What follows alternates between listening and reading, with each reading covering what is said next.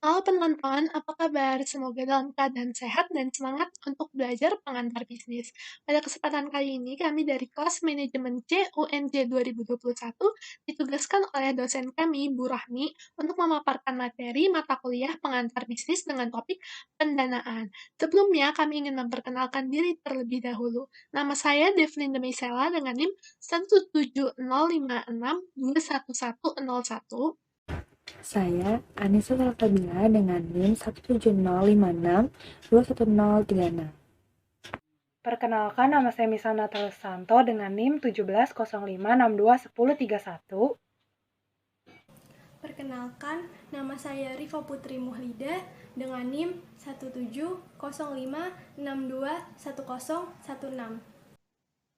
Oke, kita masuk ke subtopik yang pertama, yaitu debt financing. Jadi, salah satu cara mendapatkan dana untuk menjalankan bisnis itu debt financing, yaitu pendanaan dari utang.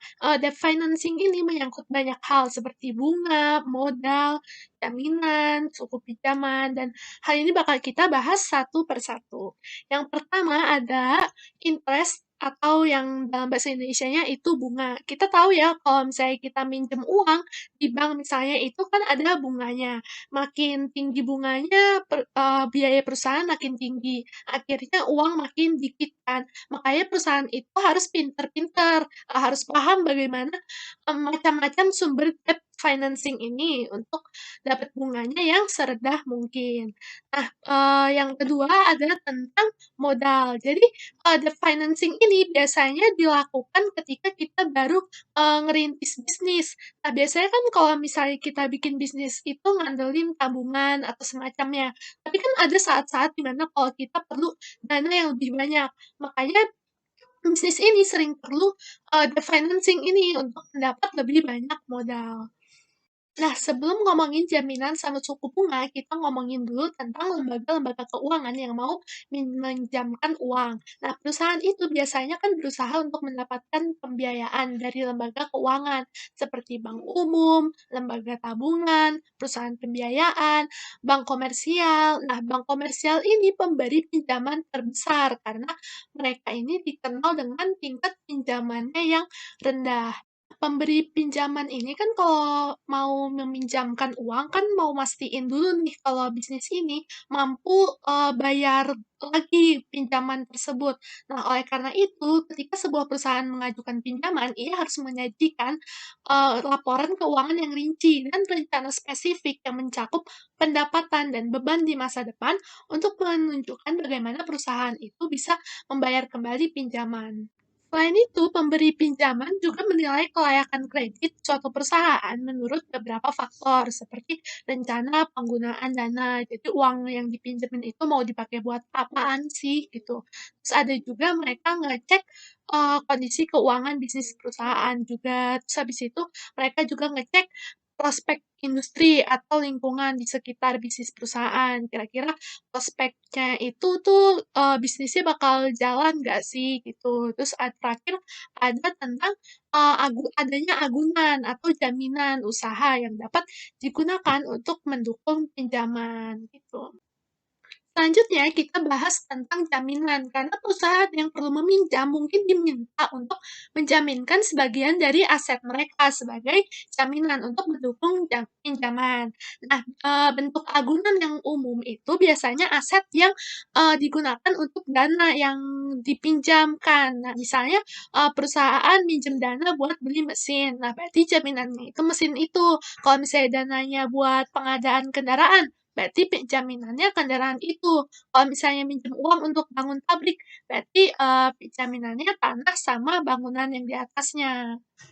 Untuk memastikan bahwa jaminan cukup menutupi saldo pinjaman, pemberi pinjaman akan memberikan jumlah pinjaman yang hanya sebagian kecil, katakanlah 65 atau 70% dari jaminannya. Jadi, kalau misalnya pelanggan nggak bisa membayar pun jaminannya masih bisa nutupin seluruh jumlah pinjaman, begitu.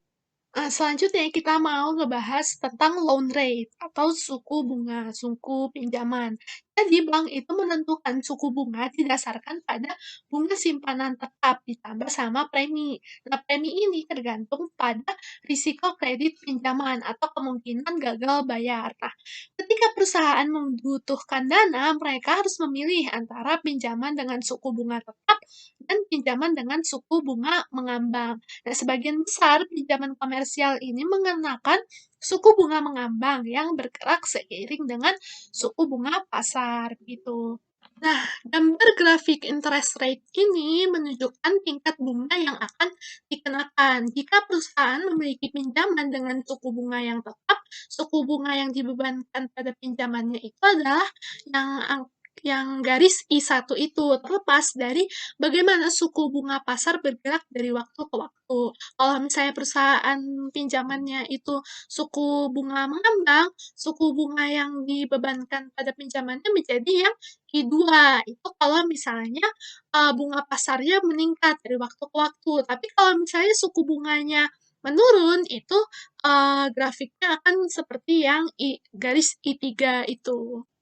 Nah, selanjutnya kita bakal ngebahas tentang jenis-jenis pinjaman usaha. Ini macam-macam ya, tergantung alasan butuh pendanaannya atau lama waktu yang diperlukan. Kita bakal bahas satu persatu. Yang pertama adalah loans to support ongoing operation. Ini dimaksudkan untuk mendukung operasi bisnis yang sedang berlangsung. Jadi kan saat perusahaan mengeluarkan biaya untuk memproduksi atau memasarkan produk, kan perusahaan nggak langsung menerima pendapatan dari penjualan produk kan. Nah, pinjaman ini bisa menyediakan dana yang diperlukan untuk menutupi pengeluaran sampai produk terjual dan uang tunai diterima, keuntungan diterima.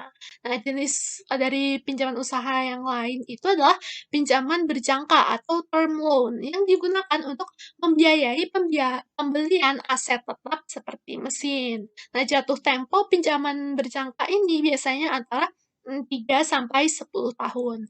Nah, ada juga pinjaman yang lebih fleksibel, yaitu kredit yang memungkinkan perusahaan untuk meminjam sehingga jumlah yang uang tertentu dalam jangka waktu tertentu juga. Nah, jalur kredit ini sangat berguna ketika sebuah perusahaan mengharapkan atau membutuhkan dana di masa depan, tapi nggak tahu persis kapan butuh dana itu dan berapa banyak yang dibutuhkan. Contoh simpelnya kayak kita kalau pakai kartu kredit ya, kita buat kartu kredit, terus dapat limitnya 10 juta misal. Nah, selama kartu kredit kita aktif ya kita bisa minjem uang sampai 10 juta itu kapan aja, jadi fleksibel. Jadi kalau misalnya tiba-tiba 3 bulan lagi nih laptop rusak, terus mau beli baru, harganya 8 juta, tapi nggak sanggup langsung bayar 8 juta sekaligus, atau nggak punya uang nih 8 juta. Nah, ya kita bisa pakai uang kartu kredit, tapi tentu ada jangka waktunya, misal nyicil 6 bulan, gitu, kira-kira seperti itu. Nah, terus habis itu selanjutnya ada juga Small Business Administration. Jadi, di Amerika Serikat ini terdapat pinjaman yang ditanggung oleh lembaga pemerintah yang namanya SBA ini. Jadi, SBA memberikan jaminan bahwa sebagian besar, kayak sekitar 75% dari pinjaman itu bakal dilunasi sama mereka. Sehingga pemberi pinjaman ini eh, lebih sedikit gitu kerugiannya jika bisnis tidak dapat membayar kembali pinjaman. Nah, kalau misalnya di Indonesia ada yang namanya kredit usaha rakyat atau KUR, yaitu program yang dibuat pemerintah untuk meningkatkan akses sumber pembiayaan bagi usaha-usaha, baik mikro, kecil, menengah, dan koperasi, guna meningkatkan pertumbuhan ekonomi nasional. Jadi, dananya disediakan untuk modal kerja dan investasi, dan disalurkan kepada pelaku-pelaku usaha ini. Nah, sejak 2015, KUR menggunakan skema subsidi bunga. Jadi, bunga yang jadi beban pemerintah ini besarnya selisih bunga yang diterima oleh penyalur kredit dengan tingkat bunga yang dibebankan kepada debitur.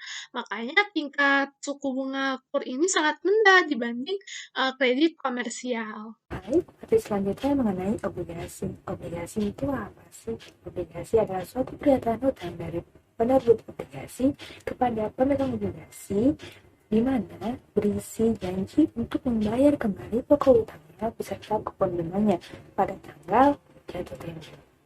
Nah, di Indonesia sendiri jatuh tempo obligasi ini berkisar antara 1 hingga 10 tahun. Oleh karena itu, obligasi termasuk dalam surat utang jangka menengah panjang. Obligasi yang terdaftar di Bursa Efek antara lain saham, sukuk, dan efek beraguna aset. Nah, obligasi ini dapat diterbitkan oleh negara maupun perusahaan. Selanjutnya adalah indentur obligasi. Indentur obligasi adalah dokumen kontrak resmi antara penerbit obligasi dengan pemegang obligasi, di mana setiap obligasi yang diterbitkan harus memiliki penerbit obligasi, wali amanat, dan pemegang obligasi. Penerbit obligasi bertugas untuk membuat semua rincian hukum untuk memberikan gambaran jelas kepada pihak investor. Sementara itu, wali amanat berperan untuk memastikan segala syarat dan ketentuan dalam indentur tersebut dilaksanakan dengan baik oleh penerbit maupun pemegang obligasi. Dan yang terakhir, pemegang obligasi berperan sebagai investor yang menaruh uangnya dalam jaminan utang di mana ia akan mendapatkan pendapatan berupa bunga dan jumlah pokok pada saat masa jatuh tempo. Lalu, apa saja sih isi dari indentur obligasi? Indentur obligasi berisi tujuan, nilai nominal, suku bunga, tanggal pembayaran, tanggal jatuh tempo, pembayaran bunga, kolateral, dan kovenan. Yang pertama adalah tujuan. Tujuan ini harus mencantumkan agenda di balik penerbitan obligasi tersebut. Yang kedua adalah nilai nominal, di mana ini adalah harga saat obligasi tersebut diterbitkan. Yang ketiga adalah suku bunga. Ini adalah suku bunga yang akan diberikan kepada pemegang obligasi. Yang keempat adalah tanggal pembayaran, di mana tanggal ini adalah tanggal saat bunga dibayarkan kepada pihak pemegang obligasi. Yang kelima adalah tanggal jatuh tempo. Ini adalah tanggal saat obligasi kadaluarsa dan seluruh uang yang diinvestasikan harus dikembalikan kembali kepada pihak pemegang obligasi. Yang keenam adalah perhitungan bunga, di mana bunga yang akan dipakai adalah bunga majemuk ataupun bunga sederhana. Yang ketujuh adalah kolateral. Beberapa obligasi dijamin oleh agunan ataupun jaminan. Oleh karena itu, obligasi tersebut dinamakan obligasi terjamin. Yang terakhir adalah kovenan. Kovenan terbagi menjadi dua, yaitu kovenan pembatasan dan kovenan afirmatif. Kovenan pembatasan adalah kovenan yang membatasi penerbit untuk melakukan aktivitas tertentu. Sementara kovenan afirmatif adalah kovenan yang memaksa penerbit untuk memenuhi persyaratan tertentu. Materi selanjutnya mengenai jenis obligasi. Yang pertama berdasarkan hak penukaran, dan ini terbagi menjadi 3. Satu adalah opsi beli, di mana pemiliknya dapat membeli kembali dari pemegang obligasi sesuai dengan harga yang telah disepakati. Yang kedua adalah konversi, di mana obligasinya dapat diubah menjadi saham. Dan yang ketiga adalah non-konversi, di mana obligasi tersebut tidak dapat diubah menjadi saham. Selanjutnya adalah berdasarkan sisi penerbit. Yang pertama adalah pemerintah, yaitu obligasi yang diterbitkan oleh pemerintah. Yang kedua adalah daerah, dan obligasi yang diterbitkan oleh daerah. Yang ketiga adalah korporasi, yaitu obligasi yang diterbitkan oleh perusahaan. Yang ketiga adalah berdasarkan pembayaran bunga, di mana ini dibagi menjadi 2, yaitu tanpa bunga ataupun dengan bunga. Jika tanpa bunga, penerbit tidak diwajibkan untuk membayar bunga kepada pemegang obligasi. Jika dengan bunga, ini dibagi lagi menjadi 2, yaitu suku bunga tetap maupun suku bunga mengambang, di mana penerbit harus membayar bunganya kepada pemegang obligasi. Dan yang terakhir adalah obligasi berdasarkan jaminan, yaitu ada secured bonds dan unsecured bonds. Yang pertama adalah obligasi dengan jaminan. Di sini penerbit akan memberikan aktifanya sebagai jaminan atas obligasi tersebut. Nah, aktif ini dapat berupa tanah, mesin, ataupun surat-surat berharga lainnya. Jika penerbit tersebut tidak dapat membayar, maka pemegang obligasi dapat mengambil aktif tersebut sebagai jaminan atas pembayaran utang obligasi. Yang kedua adalah obligasi tanpa jaminan. Di sini penerbit tidak memberikan jaminan apapun terhadap pembayaran utang obligasi. Selanjutnya adalah materi mengenai komersial paper atau kertas komersial.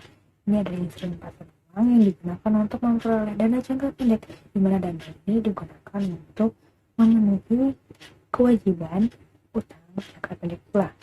Dan biasanya dikeluarkan dalam bentuk bentuk surat janji oleh bank ataupun perusahaan. Dalam instrumen commercial paper tidak ada jaminan.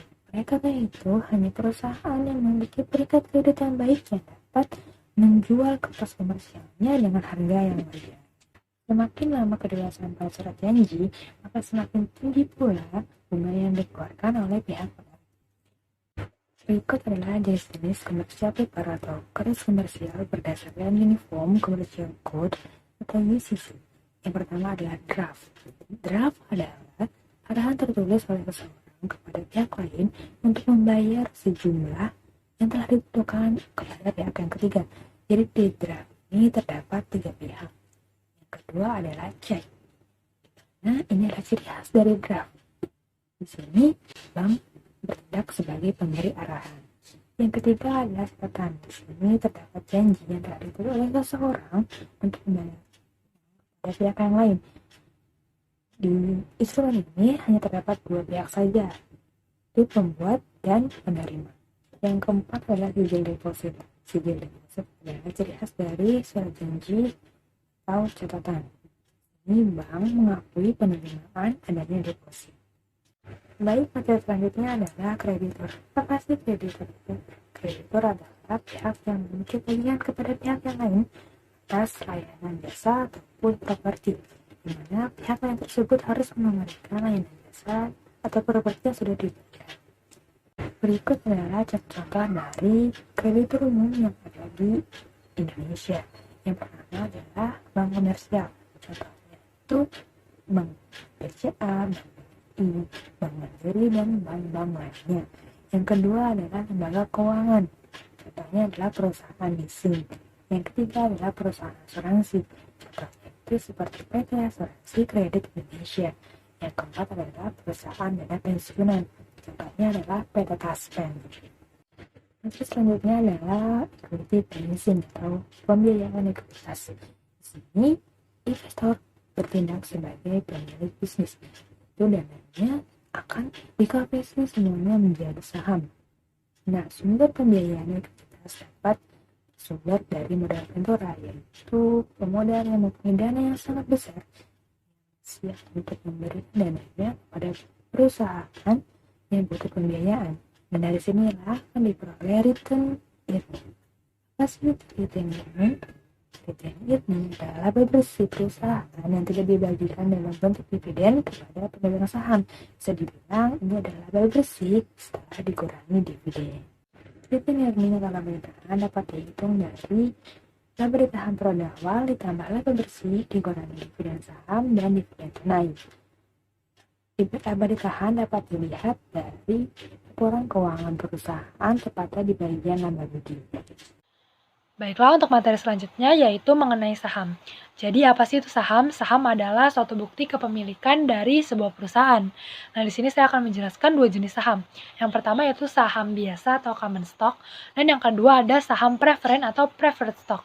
Langsung saja ke penjelasannya. Nah, di sini saham biasa atau common stock, di mana saham ini adalah saham yang biasa diperjualbelikan secara umum. Saham jenis ini menempatkan pemiliknya di urutan atau posisi paling akhir dalam pembagian dividen atau pembagian aset dari suatu perusahaan apabila perusahaan itu bangkrut atau dilikuidasi. Namun, pemegang saham biasa ini memiliki kesempatan untuk mendapatkan keuntungan dari yang namanya capital gain atau selisih jual beli saham. Dan juga pemegang saham biasa ini memiliki kesempatan atau hak suara dalam rapat umum pemegang saham. Namun hal ini tergantung dari perusahaan masing-masing dan tergantung juga dari jumlah saham yang dimiliki.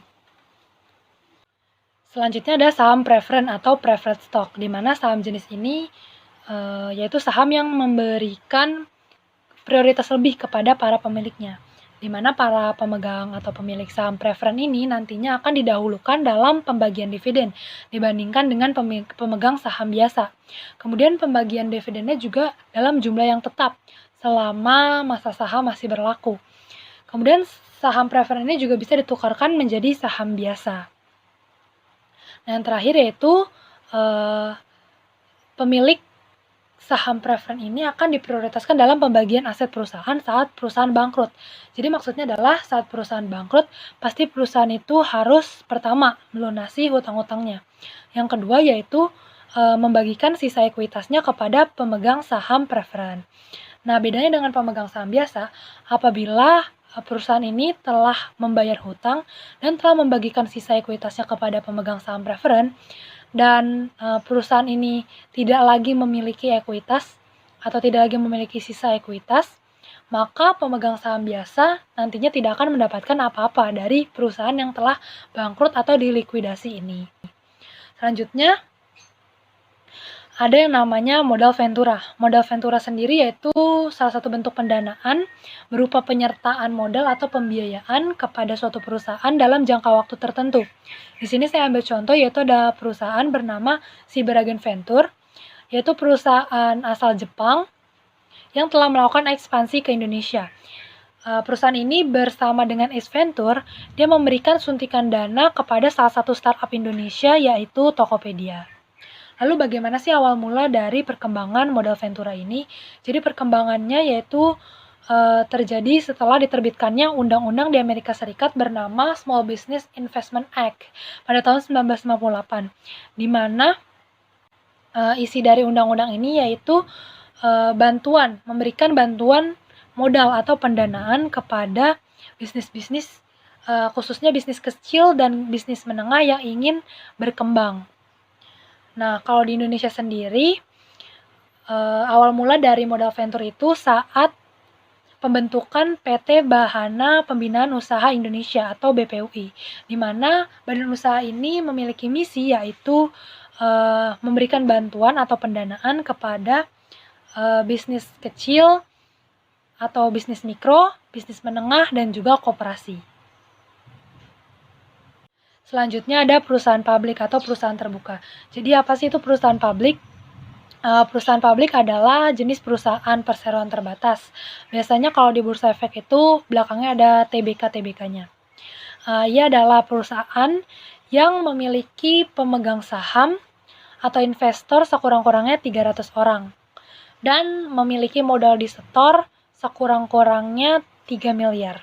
Jadi perusahaan publik ini adalah perusahaan besar yang ingin atau membutuhkan dana segar ya, biasanya untuk melakukan ekspansi atau pembesaran cakupan pasar. Jadi perusahaan publik ini menawarkan atau menjual sahamnya di Bursa Efek kepada masyarakat umum. Ada 3 jenis istilah yang ingin saya jelaskan, yaitu ada IPO, ada juga reksadana, dan juga ada pasar sekunder. Baiklah, langsung saja. Jadi yang pertama itu ada IPO atau Initial Public Offering, di mana IPO ini adalah penerbitan saham pertama ke publik. Jadi maksudnya adalah saat perusahaan itu bertransformasi atau berubah dari perusahaan tertutup ke perusahaan terbuka, dan perusahaan itu menjual saham pertamanya atau saham perdananya di pasar perdana. Selanjutnya ada yang namanya reksadana. Jadi reksadana ini adalah tempat mengumpulkan dana investasi dari masyarakat. Nah, reksadana ini di mana saham kita itu diatur oleh seorang manajer investasi yang nantinya dana kita akan disalurkan oleh manajer investasi ke berbagai instrumen investasi. Manajer investasi ini adalah orang yang sangat berpengalaman dan profesional tentunya dalam bidang reksadana. Selanjutnya ada yang namanya pasar sekunder atau secondary market. Nah, ini adalah kelanjutan dari pasar perdana tadi. Jadi saat perusahaan tadi udah pertama kali menawarkan sahamnya ke publik, saham itu bisa dibeli dan diperjualbelikan kembali di pasar sekunder atau secondary market. Selanjutnya ada pembiayaan dari hutang versus pembiayaan dari ekuitas. Pembiayaan dari hutang ini yaitu kita meminjam kepada bank atau kepada kreditur. Sementara pembiayaan dari ekuitas ini saat kita menawarkan saham kita di Bursa Efek atau menawarkan kepemilikan kita kepada investor dan masyarakat umum. Kedua sumber pembiayaan ini tuh memiliki plus minusnya masing-masing. Yang pertama yaitu pembiayaan dari hutang. Keuntungannya karena kita bisa memegang kendali sendiri atas perusahaan kita. Kita kan meminjam kepada kreditor, dan kreditor itu bukan investor, jadi tidak memiliki hak kepemilikan dan tidak memiliki suara dalam pengambilan keputusan perusahaan kita. Kemudian kerugiannya karena hutang itu pasti memiliki bunga pinjaman. Kemudian hutang itu memiliki jatuh tempo, jadi kita harus membayar hutang kita sesuai dengan tempo yang telah disepakati. Sementara itu, pembiayaan dari ekuitas memiliki keuntungan karena kita tidak perlu membayarkan bunga dan kita tidak wajib membayarkan kembali pembiayaan kepada para pemegang saham perusahaan kita, kecuali kita ingin membagikan dividen. Selain itu, saham juga tidak memiliki jatuh tempo, sehingga tidak ada jangka waktu dalam pengembalian modal. Namun kerugiannya dalam pembiayaan ekuitas ini adalah karena kita menjual atau menawarkan saham kita pada investor. Dan investor itu adalah pemilik dari perusahaan kita, sehingga investor ini memiliki suara atas jalannya perusahaan kita, sehingga kita tidak bisa memegang penuh kendali atas perusahaan kita. Nah, untuk materi selanjutnya yaitu mengenai penerbitan surat berharga. Jadi penerbitan surat berharga itu adalah saat perusahaan menerbitkan atau menawarkan surat berharganya, misalnya berupa obligasi atau saham kepada publik. Ada 3 alur dalam penerbitan surat berharga perusahaan. Yang pertama yaitu origination atau awalan, kemudian ada underwriting atau penanggung jawab, dan distribution atau pendistribusian. Langsung saja yang pertama yaitu ada origination atau awalan. Awalannya itu saat bank investasi memberitahu perusahaan atau memberi saran kepada perusahaan mengenai jumlah surat berharga yang dapat mereka terbitkan. Nah, selanjutnya yaitu ada underwriting atau penanggung jawab atau penjamin efek. Jadi yang menjamin yaitu bank investasi. Jadi bank investasi ini awalnya mengumpulkan informasi, menganalisis datanya, kemudian ia yang bertanggung jawab dan menjamin harga bagi perusahaan penerbit. Kemudian selanjutnya ada distribution atau pendistribusian. Jadi distribution ini di mana perusahaan itu harus mendaftarkan surat berharganya ini ke bursa efek. Setelah diperiksa dan disetujui, maka surat berharganya ini dapat diperjualbelikan di bursa efek. Sekian penjelasan dan presentasi dari saya. Untuk penjelasan yang selanjutnya akan dijelaskan oleh rekan saya, Riva Putri. Untuk materi selanjutnya yaitu supplier financing atau pembiayaan pemasok. Pada slide terdapat 2 bagan. Pada bagian yang pertama yaitu perusahaan yang menerima persediaan pemasok pada tanggal 1 Maret tidak harus membayar tagihannya sampai tanggal 1 Agustus. Pada tanggal 1 Agustus ini perusahaan telah menjual produk yang memerlukan penggunaan persediaan tersebut. Lalu pada bagian yang kedua yaitu yang menunjukkan tanpa persediaan pemasok. Perusahaan harus memperoleh dana dari sumber lain, misalnya meminjam dana dari bank komersial pada tanggal 1 Maret untuk membayar pemasok pada saat itu. Ketika perusahaan menerima pembayaran untuk produk pada tanggal 1 Agustus, ia dapat menggunakan sebagian dari pendapatan yang diterima untuk melunasi hutang. Dari 2 bagian tersebut dapat disimpulkan bahwa perusahaan hanya mengeluarkan biaya persediaan ketika memperoleh pembiayaan pemasok, tetapi menimbulkan biaya persediaan ditambah beban bunga jika pembiayaan pemasok tidak tersedia. Untuk materi selanjutnya yaitu leasing. Leasing adalah kegiatan menyewakan aset dengan harga tertentu sesuai dengan periode waktu. Tujuan dari leasing ini adalah untuk memberikan akses atau kemudahan kepada masyarakat, khususnya dalam memiliki modal, sekalipun harga modal tersebut terbilang tinggi. Baik, untuk materi selanjutnya yaitu tentang struktur modal. Menurut Fabozzi dan Peterson, struktur modal adalah kombinasi dari hutang dan ekuitas yang digunakan untuk membiayai proyek perusahaan. Penggunaan hutang seperti pinjaman bank atau obligasi sebagai sumber dana dibutuhkan karena pembayaran bunga yang dilakukan oleh perusahaan atas hutangnya dapat dikurangkan dari pajak.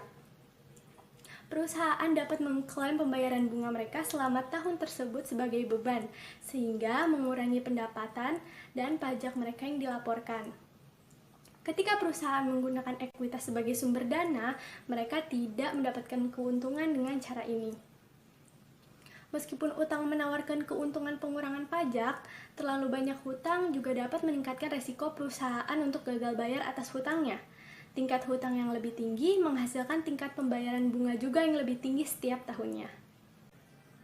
Selanjutnya adalah materi terakhir, yaitu tentang solusi hutang. Solusi hutang ini dibagi menjadi 4 jenis. Pertama ada extension atau perpanjangan, kedua ada komposisi, ketiga ada likuidasi swasta, dan yang terakhir ada solusi formal. Pada solusi formal, jika kreditur tidak menyetujui salah satu solusi hutang sebelumnya, maka untuk menyelesaikan permasalahan keuangan perusahaan dapat diselesaikan secara formal melalui sistem pengadilan. Solusi formal ini dibagi menjadi dua. Yang pertama ada reorganisasi dan yang kedua ada likuidasi dalam kebangkrutan. Untuk reorganisasi mencakup penghentian beberapa bisnis, peningkatan fokus pada bisnis yang lain, dan juga revisi struktur organisasi. Lalu untuk likuidasi dalam kebangkrutan, jika reorganisasi tidak juga memungkinkan untuk mengatasi masalah keuangan perusahaan, maka perusahaan akan mengajukan kebangkrutan. Petisi untuk kebangkrutan dapat diajukan oleh salah satu bagian dari perusahaan atau juga kreditur. Sudah selesai pemaparan kami tentang pendanaan, semoga bermanfaat dan tak ada gading yang tak retak. Kami memohon maaf apabila ada kekurangan dan kesalahan dalam pemaparan kami. Terima kasih.